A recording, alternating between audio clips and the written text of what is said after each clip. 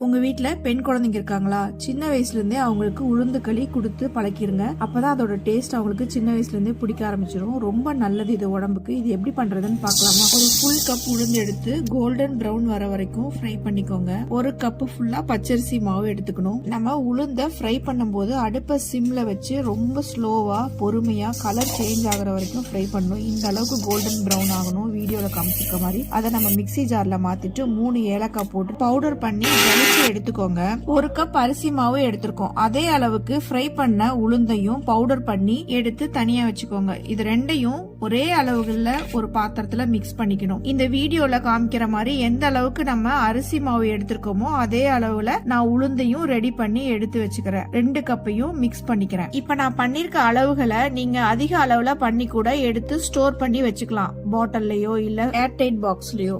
அகலமான பாத்திரத்துல 4.5 கப் தண்ணி எடுத்திருக்கேன். நான் எந்த கப்ல மாவு அளந்தனோ அதே கப்ல தண்ணி எடுத்திருக்கேன். 1 கப் மாவுக்கு 2 கப் தண்ணி ஊத்திருக்கேன். இந்த 1/2 கப் எதனால ஊத்திருக்கேன்னா கொஞ்சம் கோபுரம் மாதிரி நாம மாவை எடுத்திருக்கோம், அதனால ஊத்திருக்கேன். இந்த தண்ணியில நம்ம வெல்லம் பவுடர் இல்ல வெல்லத்தை கரைச்சி எடுத்துக்கணும். வெல்லம் நல்லா கரைஞ்சதுக்கு அப்புறம் வடிகட்டி எடுத்து மறுபடியும் அதே பாத்திரத்துல மாத்திக்கலாம். வெல்லம் பவுடர் 1.5 கப் நான் எடுத்திருந்தேன். நீங்க அதே அளவுல வெல்லத்தை எடுத்து கரைச்சு நல்லா வடிகட்டி மாத்திக்கோங்க. நீங்க எடுத்து வச்சிருந்தா மாவை ஒரே தடவையாவும் சீக்கிரத்துல போட்டுட்டு டக்கு டக்குன்னு கொதிக்கிற தண்ணியில கலக்கும் போது எக் பீட்டர் வச்சுக்கோங்க. மிக்ஸ் பண்றதுக்கு ரொம்ப நல்லா இருக்கும், கட்டியே சேராது. அதை வச்சு மிக்ஸ் பண்ணீங்கன்னா 2 ஸ்பூன் நல்லெண்ணெய் ஊத்திக்கோங்க. நான் வெல்லம் கொதிக்கும் போது 1 ஸ்பூன் ஊத்துவேன். ஒரு சிட்டிகை உப்பும் சேர்த்துக்கணும். மாவு போட்டு 2 ஸ்பூன் நல்லெண்ணெய் ஊத்துவேன். நீங்களும் இதே மாதிரி வீடியோல இருக்க மாதிரி ஊத்திக்கோங்க. கொஞ்ச நேரம் நல்லா மிக்ஸ் பண்ணதுக்கு அப்புறம் அடுப்பை ஆஃப் பண்ணிட்டு எண்ணெயை தொட்டுட்டு அந்த சூடு இருக்கும் போதே நான் எப்படி வீடியோல காமிச்சிருக்கனோ அதே மாதிரி உருட்டி எடுத்து வச்சுக்கலாம். நான்ஸ்டிக் தாளிக்கிற கரண்டி என்கிட்ட இருந்துச்சு. அதுல ரொம்ப